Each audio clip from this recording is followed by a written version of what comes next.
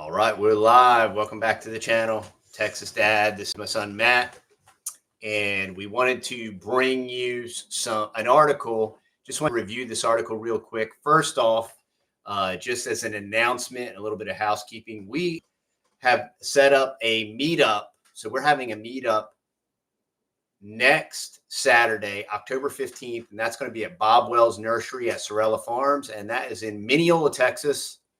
And we will be there for the larger part of the day. Probably be there by 10. Bob Wells is having their fall festival, so there's going to be lots of really cool stuff going on there. We're going to be promoting this across our platforms. We'll mention it a couple more times in some videos. We're really excited. The owners of Bob Wells are just awesome people. They're good friends of ours. We really appreciate them. And they have great, fantastic products. They sell awesome fruit trees, high quality products, and they have a beautiful facility. And we're looking forward to hanging out at Bob Wells Nursery at Sorelle Farms in Mineola, Texas on October 15th. Like I said, we'll get there at 10. We'll probably hang out till about 4. So look forward to that. So let's get into the article today. This is an article posted on the 20th of September by gmwatch.org. And when we're done, we get off today, we will post the link to the video in the show notes. Rats fed GM yeast derived protein soy leghemoglobin. Yummy. The burger's key ingredient developed signs of toxicity. This is a report by Claire Robinson and Dr. Michael Antonow. The Impossible Burger globin, SLH for short. Well, thanks for shortening that for us. For us Luddites. Man.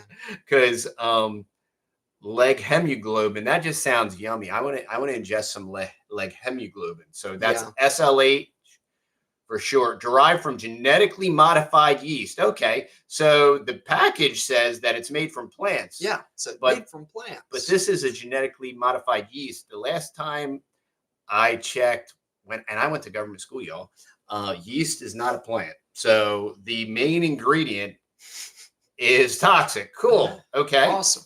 It's already being sold in restaurants and supermarkets in the U.S. There's a shocker. I didn't expect that. I mean, the FDA just wants to protect us, and the FDA keep us safe, and the USDA just wants to keep us safe, and they're so concerned about our health, and they want to regulate, just to keep the kids safe. You know, it's for the kids. It's for the kids, and it's for the humans, and they just want to be safe. All right. In 2019, the manufacturing company Impossible Food. Does anybody see the irony in the name Impossible Burger and Impossible Food? One, it's not a burger.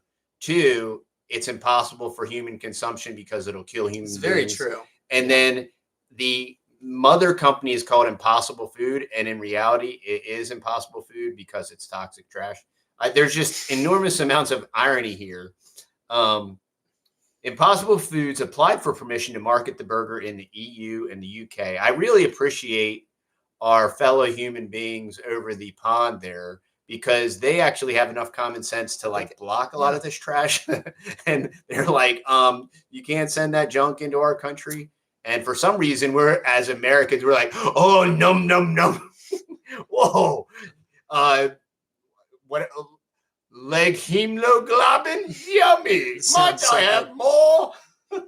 Might I have more porridge? So true. So true. That's a lot.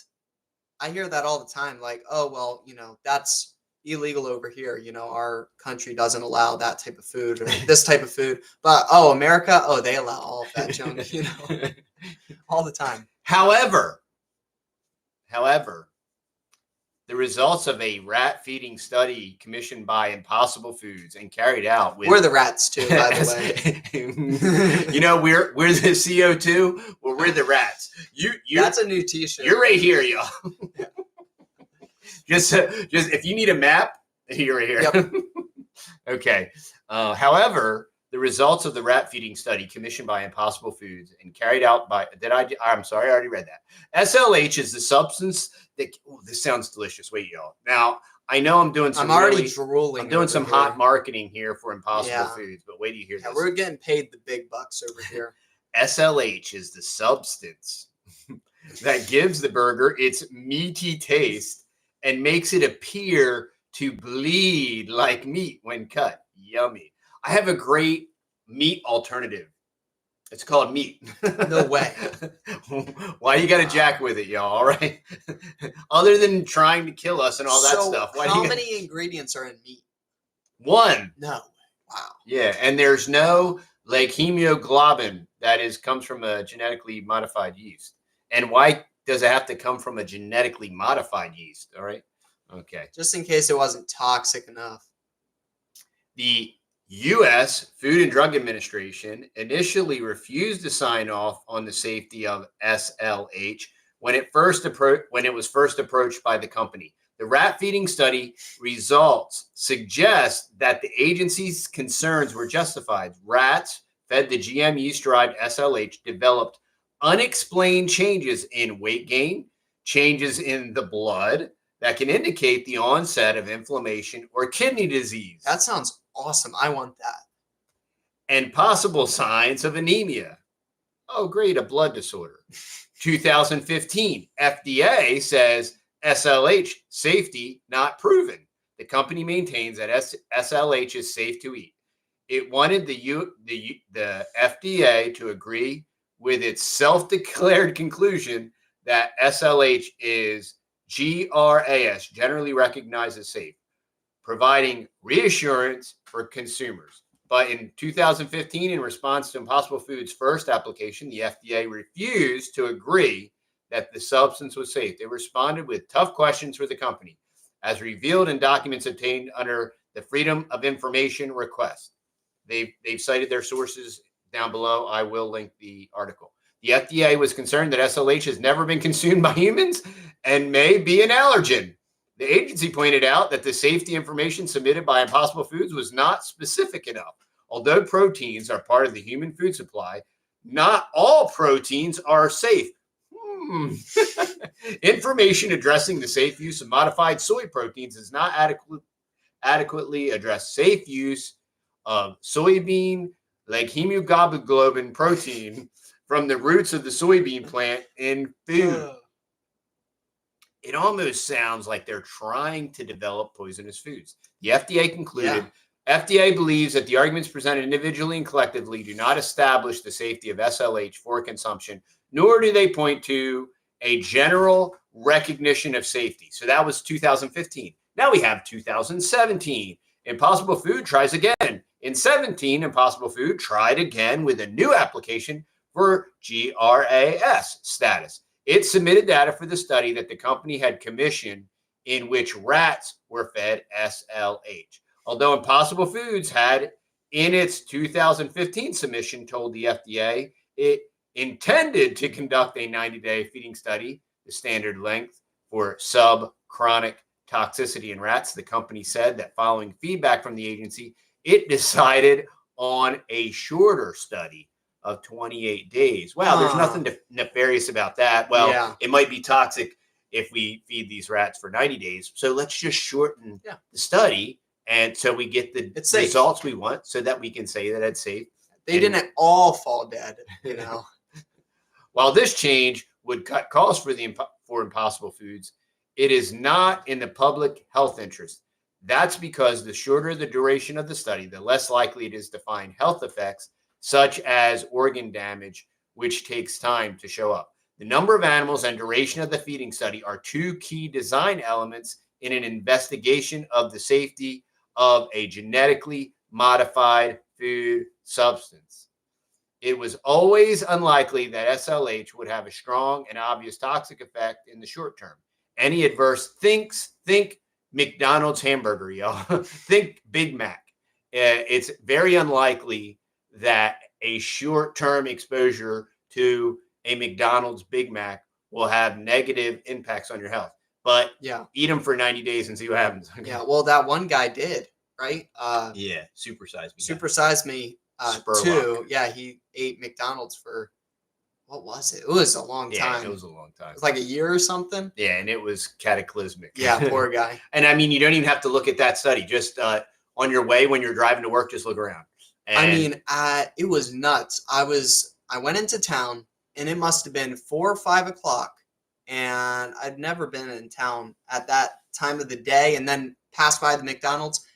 Every parking space in the McDonald's was full. And I mean, we're talking about a real small town, real small city. And then the line was totally backed up, and one more car pulled in, and it was all the way out to the street. Yeah. It was nuts. I'm like, for McDonald's, really? And I've turned down several times. People will be like, we're having McDonald's. I'm like, I'm not having it. I'll starve. And I mean, I've been working for half the day or so, and they're like, that's what we're having for lunch. I'm like, well, I'm sorry. I can't eat it. It's nasty. Yummy. I don't care if it tastes good. Exactly. I don't care about that. MSG tastes good. Yeah, exactly. But there's lots of stuff that tastes good. I mean, rat poison tastes good to rats when they eat it, right? Exactly. All right. So go on. It's always unlikely that SLH would have strong and obvious. Okay, I'm sorry, I read that. Given these requirements, it seems clear that Impossible Food study was statistically weak. There were too few animals in each test group, 10 per sex per group. And again, the study was too short in duration. 28 days in a rat is equivalent to just 2 to 3 years in a human. To clarify any health concerns from long-term consumption of this product. Potentially adverse effects in SLH-fed rats. In light of these limitations, it is remarkable that the SLH-fed rats did show a large number of statistically significant, potentially adverse effects compared with the control group. For example, unexplained transient decrease in body weight gain, increase in food consumption without weight gain, changes in blood chemistry, decreased reticule. Oh, dag, y'all. Okay, reticulocyte. Yeah. Immature red blood cell count.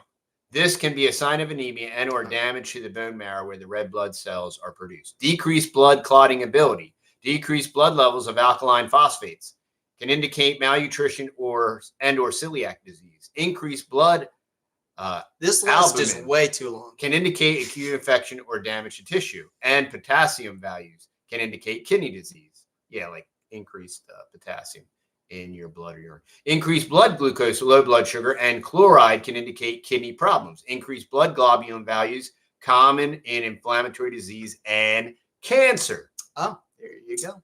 The fact that these changes were seen in spite of the statistical weakness of the study stemming from the short duration and the low number of animals in each group given particular reason for concern. Reproductive changes in SLH-fed females. So they are trying to neuter us. Okay. In the study, apparent disruptions in the reproductive cycle were found in some groups of females fed SLH. In normal healthy rats, the uterus fills up with fluid during the prostrus phase of the cycle, and in the run-up to the fertile and sexually receptive phase, estrus. I'm sorry, I'm not a biology major, y'all. In the SLH-fed rats, significantly fewer fluid-filled, wow, easy for you to say, uteri were seen. This correlated with decreased uterus weight as might be expected. In response to this finding, Impossible Foods commissioned a second rat feeding study, which found no effect on the SLH on the rat's estrus cycle. The company concluded that the findings of the first study had been mere artifact of the experimental method used. For the sake of women who may eat the Impossible Burger on a regular basis, we hope that the company is correct. We hope. All effects dismissed. Impossible Food dismissed all these effects as non-adverse, as having no toxicological relevance, as transient, on the grounds that they appeared to reverse themselves after some days, and as not dependent on the dose. The effect did not increase with the increased dose. It is true that the adverse outcomes may appear somewhat haphazard. However, the fact that there were so many statistically significant changes in multiple organs and systems suggests that closer scrutiny of the safety of SLH is urgently required. The apparent randomness of the effects may be due to the fact that the study design was statistically weak, and it is well known that toxic effects do not always follow a linear dose response pattern. Dismissing the findings as irrelevant appears irresponsible. The only way of ascertaining if potentially adverse effects seen in short studies are truly adverse or having lasting consequences is to extend the study's length to the rats' full lifetimes, 2 to 3 years, and to do multi-generational testing. In this case, neither was done. FDA capitulates. Impossible Foods' second attempt to obtain the GRAS status for SLH succeeded, and the FDA, the warm and fuzzies, they just love us. The Food and Drug Administration, they care about the humans. Thank you, Food and Drug Administration, for regulating and strictly enforcing. They're going after Amos Miller, right? They're going after Amos Miller, and this stuff is cool. This stuff works. This stuff, the problem is Amos Miller doesn't have enough money to pay them off. And Amos Miller and everything he's doing is antithetical to everything the FDA is about. The FDA issued a no questions letter indicating that it had no further questions. Contrary to what many people believe, such letters are not an assertion by the FDA that the food is in question is safe. They state that the company asserts that the food is safe and remind the company that it, and not the FDA, is responsible for ensuring that it only puts safe foods on the market. Talk about some sophistry, and talk about a worthless organization that sucks up billions of federal dollars. No questions letters may protect the FDA from liability in case something goes wrong, but they do not protect the consumer from unsafe, novel foods. So there you go. There's your FDA. There is their due diligence and all they just want to keep the kids safe and all that stuff. Another GMO ingredient. In 2019, Impossible Foods introduced a new recipe. Yummy. Their Slurpee soup wasn't selling good. Wasn't bloody. Wasn't enough. Killing people fast enough. Yeah, exactly. They introduced a new recipe for its Impossible Burger. In addition to the GM-derived SLH, the burger now contains another GMO ingredient, protein from herbicide-tolerant soy. The company introduced soy protein to replace wheat protein in order to improve the texture and to avoid gluten. Yeah, because gluten's bad for you. So we're going to replace our gluten content with a glyphosate impregnated soy. Light years better than that junk. I promise you that. As a result, Impossible Burger version 2.0 can contain residues of the probable carcinogen glyphosate. And with the recent settlements that there's been surrounding glyphosate, I think that is being very kind and generous to call it a probable carcinogen versus a known carcinogen. The main ingredient in the herbicide used on GMO soy. Testing by Health Research Institute laboratories commissioned by the advocacy group Moms Across America. We just talked about some of this. The Moms Across America was the ones that did the testing on the government school gruel, the gruel slop that the government propaganda camps feed the children that they love and care about and nurture, and they just want it to the kids to get the right propaganda and eat the right kind of food. But we can't provide healthy food for our kids because it's expensive, and we can't provide like non-propagandized learning to the children because then they wouldn't work for the man in the machine. So moms across America found glyphosate at a level of 11.3 parts per billion. The level was 11 times higher than the Beyond Meat burger, another plant-based burger that's made from non-GMO ingredients. Well, there you go. Go get a Beyond Meat burger. Oh, grossing me out, man. Super nasty. However, Beyond Meat's crashing stock suggests that the Good. hype over any fake meat product is misplaced. Yeah, they're slopping this trash out here, and it's all government subsidized, and nobody wants this synthetic garbage trash. Yeah, it's gross. I yet have seen somebody walk out of any of the major supermarkets, at least down here, with it, or I haven't seen anybody while I've been over at the meat aisles and stuff, like picking it out. And that is the last thing that is like deplenished. Yeah, and what I exclusively see is when you go to those sections, I always like to just check it out out of curiosity. They're stocked to the gills. Yeah, it's just always like packed to the piled sky, over. and it almost is like people are scared to even touch it. Yeah, for real. Knowing the concerns that the use of GMO soy protein and glyphosate residues may rise, Impossible Foods CEO Pat Brown has gone to some lengths to reassure the buying public. But based on what the rat feeding studies tell us about the potential health effects of the Impossible Burger, the company would be well advised to shelve SLH and reformulate their product with natural and, if possible, organic and minimally processed ingredients. And that's what I find is very fascinating is why not just use good, you're trying to sell this thing as healthy. Why don't you actually use healthy ingredients? There's lots of vegetarians and vegans, and they claim that all this stuff is just like a hamburger. Well, hire a couple of those people to develop something that actually isn't designed. They don't want to do that because that wouldn't kill anybody. Right. And it won't make you grow 3 heads. Yeah, and all exactly. that stuff. It's just, it's by design. Yeah. And it's the usual suspects. Mm-hmm. And it's Bill Gates and all the while he's drinking Reese's poopy water and like pretending to eat like a hemoglobin sandwich here from, genetically modified glyphosate soy. It's just, but we'll post this article down below. We appreciate y'all. Thanks for watching. Like, share, subscribe, share this information with your friends. We hope that none of you have friends that would even consider eating an Impossible Burger. Yeah. But just in case you do,